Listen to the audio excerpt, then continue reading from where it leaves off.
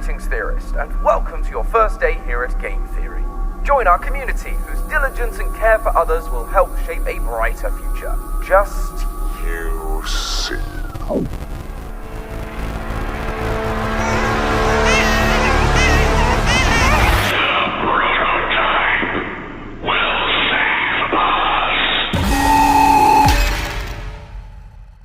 Hello Internet, welcome to Game Theory, the show that might be a little late to the Poppy party, but hey, so are Mob Games, so fair is fair. Now, I'm sure you're probably wondering why MatPat suddenly sounds British, so let me introduce myself. I'm Tom, I'm from England, I'm allergic to apples, I want to be Dorko at axe throwing.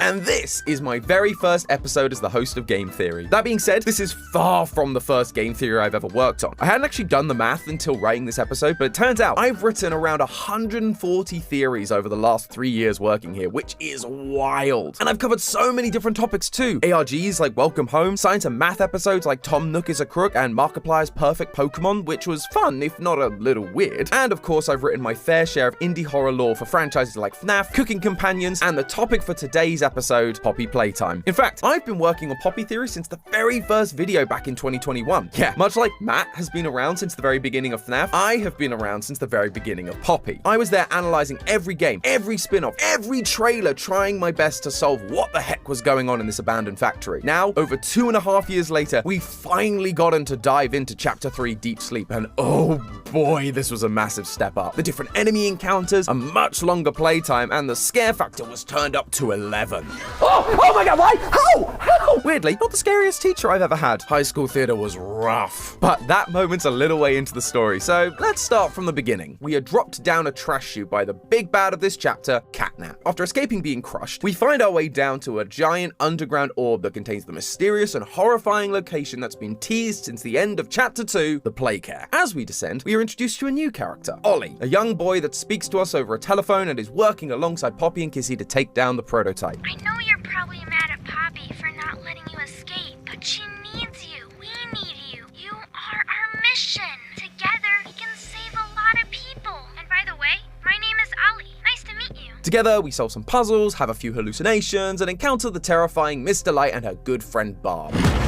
Finally, after all that, we come face to face with Catnap. And hey, a final showdown that isn't a chase sequence. Look at you, Mob Games. You really are growing up. After electrocuting Catnap, the prototype lowers his hand from the heavens. Catnap kneels in worship of his god, and 1006 stabs him in the face. We bring back the power to the Playcare, divert the red gas, and use the elevator to escape even lower into the facility. Seriously, how deep does this factory even go? Eventually, this game's gonna be us just trying not to melt from the heat of the Earth's core. But as we descend, we hear the final scream of Kissy Missy fighting something. Poppy yells after her, but we're too late. We lose the light, darkness takes over, and the chapter ends. It's very dramatic and definitely made the wait worthwhile, but Mob Games didn't just increase the quality of the mechanics. They also filled it to the brim with the good stuff. That's right, this Sky Dome is bursting at the seams with lore. We've got more VHS tapes, notes, death messages, all that show us that we were right about the red gas, what the Hour of Joy was, and when it happened. But while this chapter proved some of those theories right, it also threw other theories into question. Namely, what is the true identity of the prototype? For a long time, we've believed it to be the CEO of Playtime Co., Elliot Ludwig. However, with the reveals of this chapter, I'm no longer certain that's the case. And it all comes down to two characters. Our newest helper and guide through the Playcare, Ollie, and the often ignored and angry character we hear about from the VHS tapes, Rich. Something old and something new. Feels kind of fitting for my first episode, really. Step into my shiny metal cable car, friends. It's time for us to find the truth hidden inside this horrifying factory. Kind of makes me feel like Willy Wonka. Come with me, and you'll be in a world of pure annihilation. Eat your heart out, Chalamet. So to kick things off, why do I think Elliot Ludwig is deconfirmed as the prototype? Well, in this chapter, there is a radio program we hear playing while exploring Home Sweet Home. Local authorities report that the body of a young boy has been found on the estate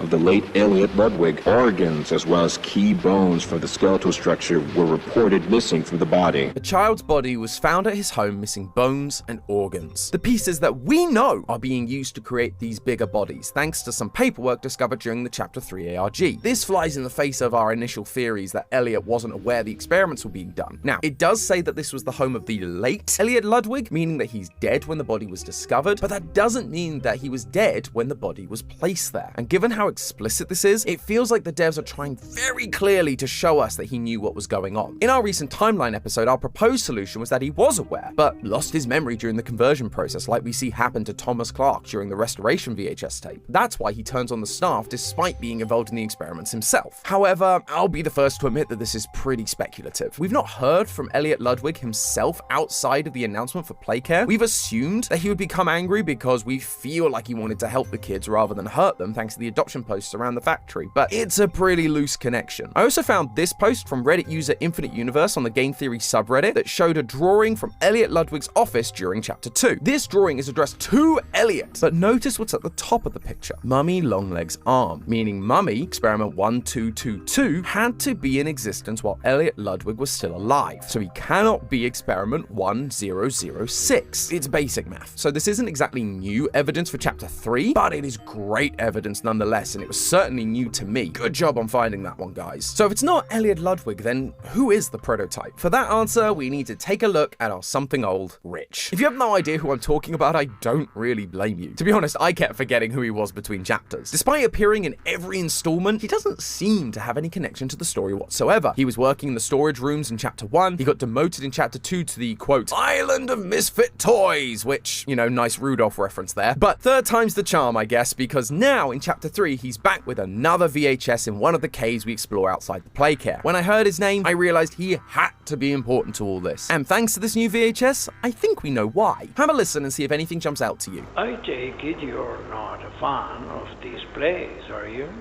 Nope, never liked the feel of it. I mean, don't you think these kids deserve some real sunlight instead of floodlights and painted skies? We're not even allowed to talk to these kids. Isn't that... Sorry, Stu. Sorry? That doesn't sound like the Rich I know. Well, trying to stop being so pissed off all the time.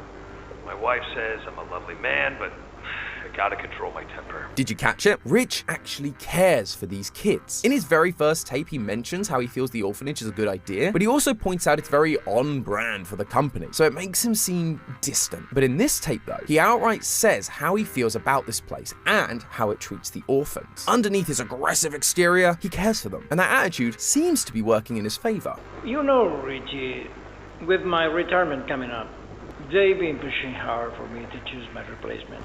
I'm thinking about giving the role to you. Really? Really? Nothing official yet, but I think there's a decent guy beneath all that graft. He's getting promoted. It's unclear to what position, but we do know that the higher up in this company you get, the more you begin to learn about the true nature of things. It's the executives at the company that are running the Bigger Bodies initiative, and so there's a chance that dear old Rich here got promoted and was clued into what was going on, and given his love for these kids, I have a feeling that wouldn't sit too well. This puts Rich in an interesting position as it primes him to potentially be the true identity of either the prototype or the player themselves. We know the player is an ex-employee thanks to the descriptions from Chapter 1. The player was recognized by both Mummy and Mr. Light, meaning he had access to both the game station and the PlayCare, areas that were only really operated by staff members involved in the experiments. Plus, when we looked at the slides of the executive staff members in Chapter 2, one of them was conveniently missing a name, likely so he couldn't figure out who we were. If Rich is getting promoted, there's a chance he was given access to these facilities and continued to climb the ladder to be an important part of the team. So much so that he was informed of the experiments they had been doing, which would have horrified him and likely led him to quit, only to return years later. The problem is, the letters that fell off the sign of the executive slides don't spell Rich, or Richard, or anything that would point towards him being an executive. The tapes also show Rich to be an aggressive type who isn't afraid to speak his mind. For him to miss the hour of joy, he would have had to just